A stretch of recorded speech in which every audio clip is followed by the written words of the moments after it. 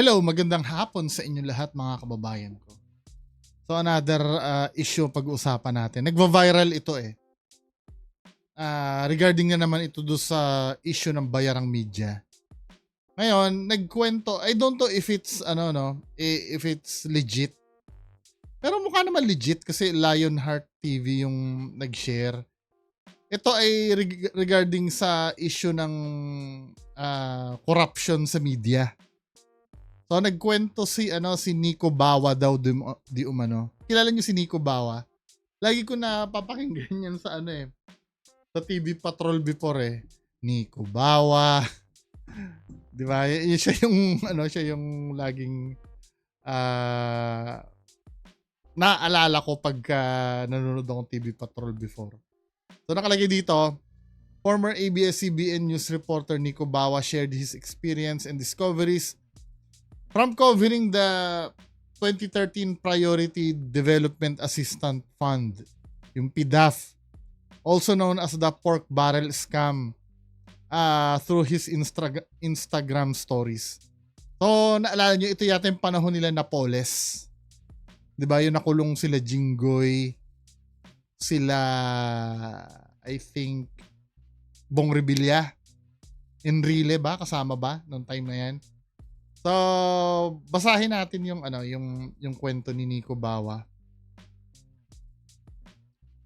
Former ABS-CBN reporter Nico Bawa reveals frustration at being blocked to obtain any scoop about the Napoles case. So, sabi niya dito, English pero tatagalogin natin. One of my biggest frustrations was the pork barrel scam in 2013.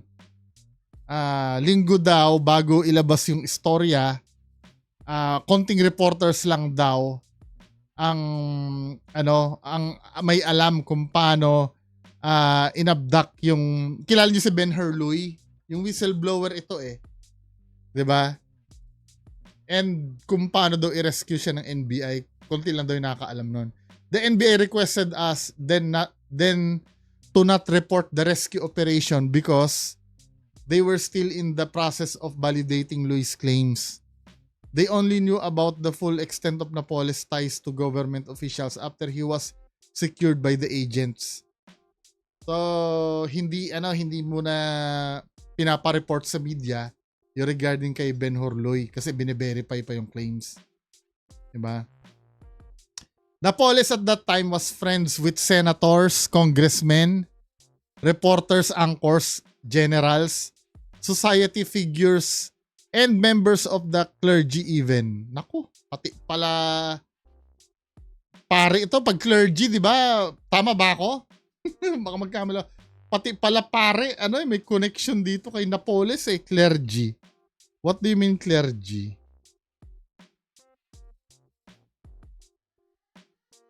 Clergy. Religious leaders. Pwedeng pare. Di ba? Nakahiya, pati pala, may corruption din doon.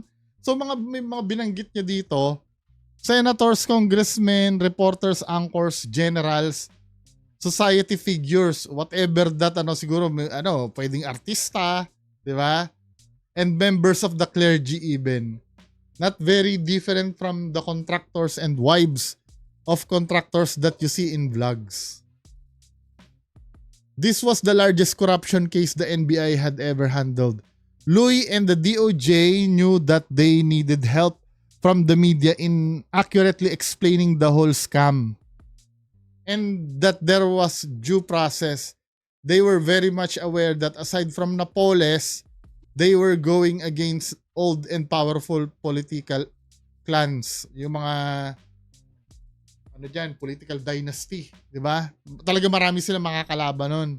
Kasi nga, when you say ganyan parang same lang ito nung yung talagang kay Napoles talaga. Yung nakikita mo yung extent ng corruption kasi talaga In fairness, tumupad kaming apat sa usapan.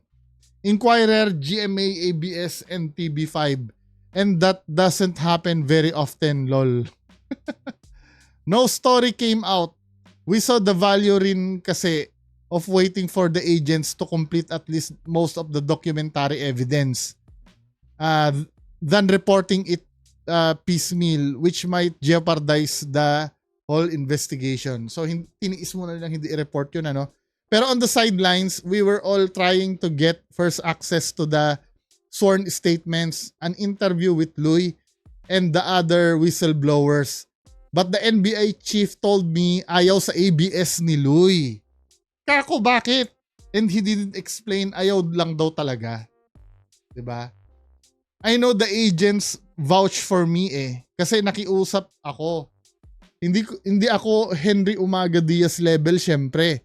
Pero matino akong reporter at maayos record ko. So why refuse? Nagtataka si Nico Bawa bakit tinatanggihan ni Ben Hurley siya nung time na yon. So unang akala ko baka is really a kapuso siguro. 'Di ba dati noon may ano yan may rivalry yan kapuso at kapamilya, 'di ba? So akala niya siguro kapuso lang talaga si Ben Hurley. Kaya ayun niya sa ABS-CBN. I insisted that I get to talk to him kasi feeling ko I can convince him. And I'm really just makulit, 'di ba? So we talk more like I begged lol. 'Di ba? Nagbakaawa daw siya. For even just a short interview, I was arguing that it would be in his best interest to give me the story to us as well. And he said sorry but no. 'Di ba? Kausapin ko na lang daw si Chief. I had the feeling na nahiya na lang siya sa akin. It was later explained to me that some of the whistleblowers personally knew that certain reporters and anchors were in a payola funded by the scam. Naku. Pati pala media that time, may bayad din. I was amused by that list. Kasi bukod sa political reporters, may showbiz reporters din. Nakasama doon sa... Actually ito, matagal ko lang naririnig to Yang bayaran sa reporter na yan. Hindi lang narinig as chismis Kasi may mga friends ako na hindi ko na sasabihin kung sino pero may mga friends ako na naging messenger ni ganito na nasa media Pag nalaman nyo kung sino yon, yan? Di ba matapang yan? Bumabatikos yan? Hindi nyo alam, di ba? Yung bidang-bida sa mga tao na tumutulong. Kahit nga ako, di ako naniniwala nung una. Ano yan Di ba? Parang may program yan na sumbungan. Di ba? Magkakapatid yan Di ba? Yun ang ko, paano yan? Di ba mga matitino yan, lumalaban sa corruption yung mga yan? Yun ang una sabi, hindi, maniwala ka. Yan, may monthly payola yan sa ganitong Chinese businesswoman. 'Di ba? Minsan daw inaabot pa yan sa casino Palalabasin na panalo niya sa casino yung pera Yun ang kwento sa akin nung una. Pero skeptic ako noon kasi yung pagkakilala ko kahit kayo din naman pag narinig niyo ang pangalan nitong reporter na to, totoo? Paano mangyayari yun? Minumura niya nga yung mga pulis, yung mga natiwali. Tapos siya ganun.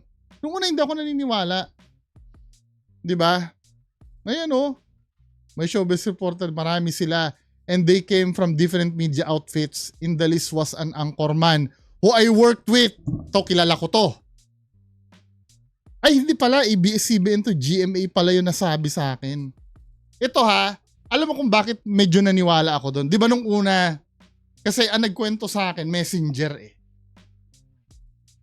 Hindi naman siya ginawang bagman pero nakakakwentuhan niya yung mga nagiging bagman na inaabutan nga daw nila. Sa casino pa inaabot Tapos, nung una hindi ako naniniwala, then may nakilala uli akong isa. Dahil di ba naging kaibigan ko si Sir Ed? May nakilala din ako sa mundo ng media din. 'Di ba? Kinonfirm. Hindi ko kinikwento 'yun pero yung pagkakakwento niya sa akin ganun na ganun din. So meaning nagkaroon ako ng idea na kung kinikwento sa akin to ng hindi magkakilalang tao, na same yung kwento nila, baka totoo nga. 'Di ba? Ang pinakamalaki daw sa payola niyan yung ano eh, kaya lang patay na ngayon eh. 'Di ba? Patay na ngayon yun eh. Naiyak pa nga si Mel Tiangco dun eh. Namatay. Yun daw ang pinakamalaki eh, dati. Ewan ko. Daw ha, di umano. Kaya nakakalungkot eh. Sometimes hindi mo na alam kung sino yung paniniwalaan mo talaga eh. Siyempre, sinasabi nitong kabila, sandigan sila ng katotohanan. Tapos dito sa kabila, yun nga, katotohanan din daw sila. Tapos malalaman mo, ganun. Kaya nakakadala talagang magano eh. Kaya hindi mo masisisi yung mga tao na mas makinig na lang sa vlogger kaysa sa mga yung mga legit na media outlet.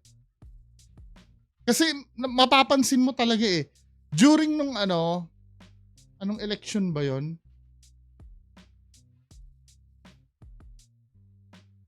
Hindi ako maka-DDS ha. Hindi ako Duterte supporter. Alam niyo naman 'yan. Tinira ko si Baste. Pero during that time na presidential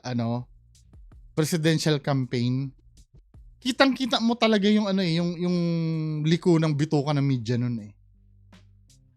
Kahit sometimes obvious na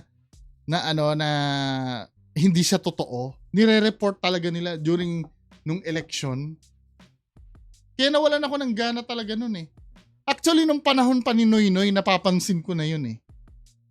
Na meron talagang something sa media na na parang may pinapanigan talaga sila. Kahit kayo, manood kayo, yung mga news nung yung panahon ng ni Noynoy nun, manood kayo. Makikita mo yung siguro baka psychological ko lang pero hindi mo maikakaila na meron talagang kinikilingan ang media. Yung katotohanan, yung tipong sila yung nag-i-explain. Pag sumablay yung isang taong pinoprotektahan nila, ini-explain nila. Pero pag yung kabila, kung ano yung kumalat na balita, yun yung ibabalita nila. Halatang halata eh. Diba? O yan o. Sige, pagpatuloy na nga natin to. Sabi gano'n, marami sila and they came from different media outfits. In the list was an anchorman who I worked with. And that cost me the story. Sinong anchorman kasi tinutukoy nito? Nung time na si Nico Bawa, 2013 daw eh. Sinong anchor ng ABS-CBN to? Malamang, di ba? Mga anchor nun, si Noli Di Castro, Ted Pailon, ABS-CBN, sino pa ba? Julius Babaw. ABS-CBN siya nun dati, di ba? Nag-a-anchor siya, di ba? Corina Sanchez. Sino pa ba? Di ba? Bribery in the industry, much like yung suhulan daw sa industriya, much like in government, is hard to prove. There are red flags though. And you can tell, alam mo na yon, kumbaga, with this particular anchor, maraming naghihinala. Pero in this instance, may nag-confirm and I didn't have any reason to doubt. Diba? I was so asar with the whole thing. So there was this one time I saw this anchor walking across the hallway. I taunted him, said, Hi Blank. Baka matulungan mo ako. Ayaw magpa-interview sa akin ng whistleblowers. Sabi nila, kausapin daw kita. Close daw kayo ni Janet. Namutla daw. Nanigas siya. He froze and stammered that kakilala lang daw niya. Parang sinabi, hindi, kakilala ko lang yun. Hindi ko naman. Diba? Anong TBF? To be fair, the other networks didn't get that access either. in hindsight, ang galing ng management ng Inquirer before, helmed by Mrs. Magsanok.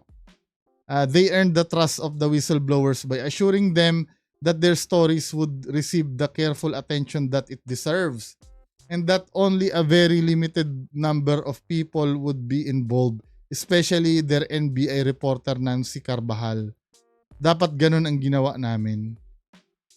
I always tell this story to young reporters as a warning that bribes aren't worth it. Bukod sa mali, sure we're poor, but do you want to be depraved as well? It's a small industry where a lot of old reporters retire to become fixers. And we talk about these things in our own circles. Mahiya ka dapat kapag alam mong mapag-uusapan ka sa ganyang paraan. Oo nga naman, ano. Sino kaya yung angkor na yun? Nakilala daw ni Napoles. Siyempre, billions din yun, ano? Yung mga umano kay Napoles. Hindi putyo-putyong angkor yun.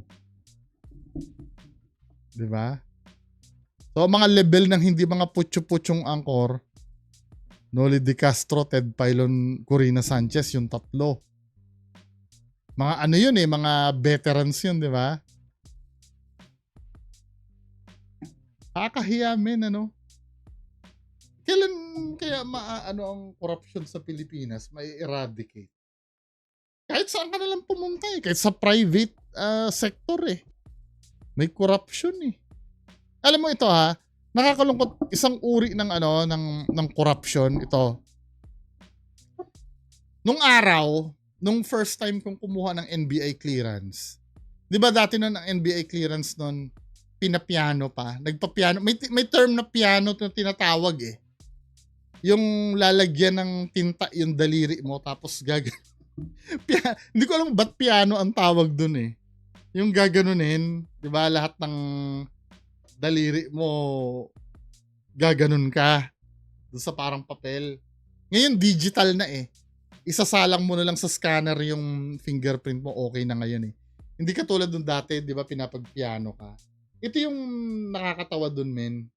Just imagine, ang corruption na nararanasan ko sa pagkuha pa nga lang ng NBI clearance, yung alcohol na ipapampunas mo doon, pati yung basahan, babayaran mo ng 20.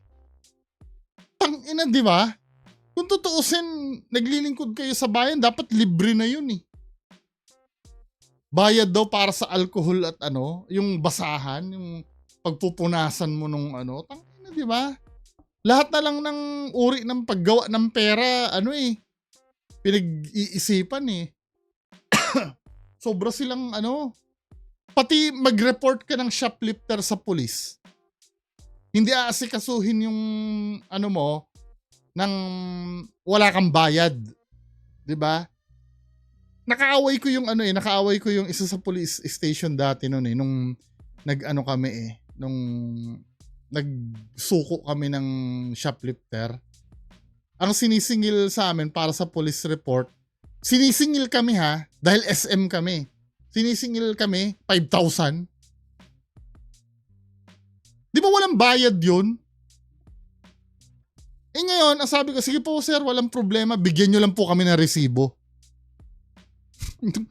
Di ba? Bigyan nyo lang kami ng resibo. Nagalit sa akin, ba't kailangan mo ba ng resibo?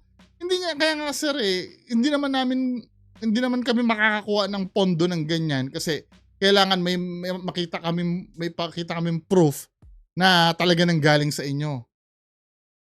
Wala lang, sinigawan lang kami dun sa police station. Kayo na nga tinutulungan, kayo pang Kaya nga wala po akong problema, bigyan nyo lang po kami ng resibo. Hindi ako mabigyan ng resibo. Kahit voucher lang, napipirmahan nyo lang na na nag-receive kayo ng pera galing sa amin. Wala ayaw Corruption Di ba? Tangina, kailan ba makakaraos ang Pilipinas sa ganyan mga corruption? Lahat na lang kung saan ka pumunta may corruption. Di ba? Ultimong mga vendor, di ba?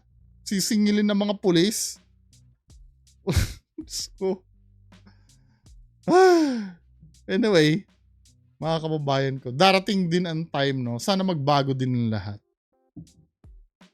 culture na kasi yan eh. Mahirap kasi talagang baguhin ang culture. Anyway, yan lang po muna pag-uusapan natin. Magandang hapon sa inyong lahat. Bye-bye.